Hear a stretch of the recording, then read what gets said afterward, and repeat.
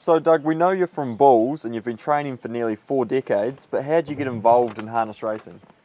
I really got interested as a youngster with my father. He wasn't involved with horses, but he was a keen punter, and used to follow the horses along with him.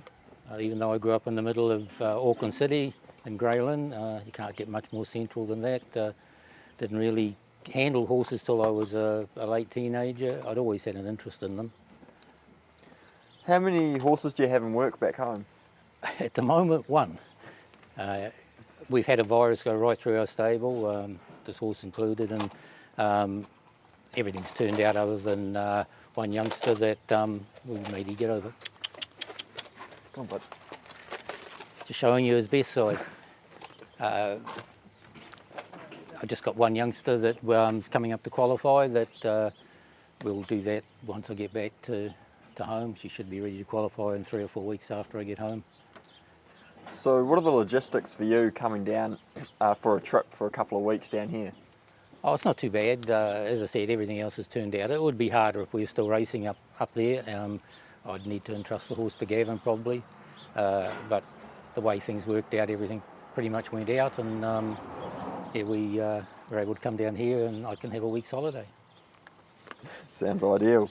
So on to the horse, American Me. What's his stable name and what's he like around the barn?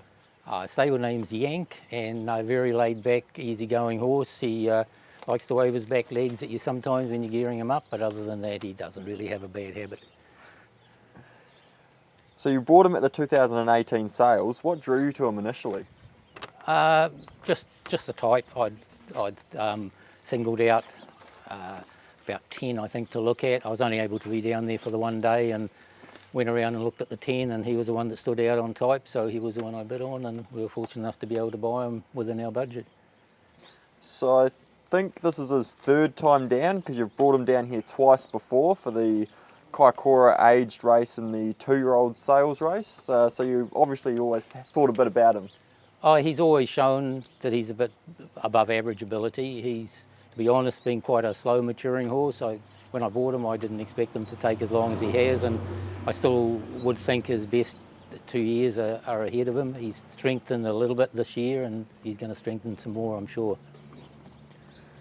So near the end of last year, he was barely out of the money. Then he had that virus that you touched on. Do you think he's back to that best form?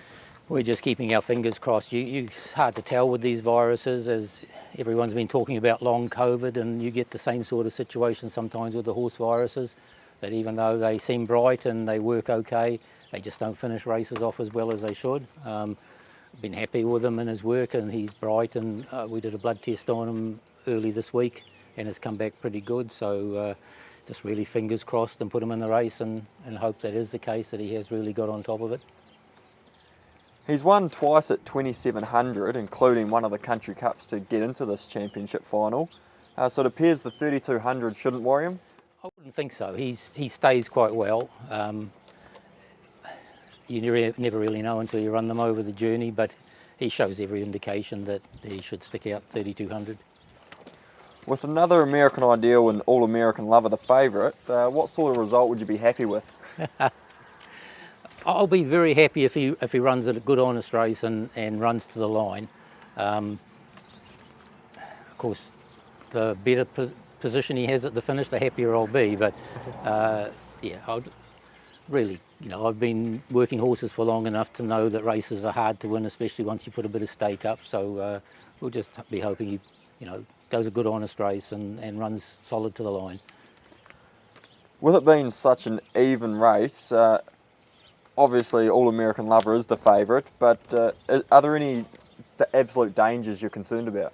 Well, the way Rough and Ready's been going up north, I think its last run around the Manawatu 2 track, which is considerably slower than a track like Addington, he's rated 2 minutes from the stand and run home in 27 seconds, and he ran it like another 700 metres, wouldn't worry him a lot. So from the northern horses, he would be the hardest, I'm sure, for us to beat, but it's hard to make a gauge on the southern and northern horses, really, because they haven't been racing each other, and this will be I suppose the test to see which ones are better than the others. You've always been a supporter of grassroots racing. How important do you think this concept is for these intermediate horses to race for good money? Oh, this is a great concept, and it's been a long time coming, really, since the advent of bulk funding and really Harness Racing New Zealand making a lot of decisions about the structure of the industry.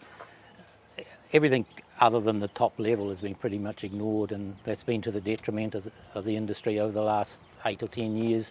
It's good to see a little bit of money going back into those areas, because that's where the bulk of horses are, and that's where the bulk of the owners exist.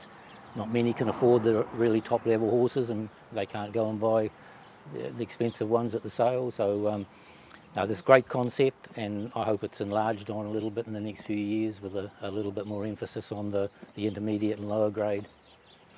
Definitely. So as you said, a lot of the owners and horses are in that middle to low grade. So between the Ratto series and their $30,000 finals for the lower grade horses, than the intermediate grade having this $100,000 final, it's definitely things in the right direction, isn't it? Oh, it's a great concept, and I've got to applaud the people behind it that made the decisions, and I'm sure they'll look at building on it in the next few years, especially the Ratto. It really is South Island this year, and it's very important that they develop a North Island sort of series. $30,000 isn't really enough just to travel an ordinary horse a long way for. So I'd hope that they can evolve that into a North Island and a South Island final scenario. Good luck come Saturday night, and hopefully you're one of the first ones past the post come 8:15. Thanks very much, Cameron.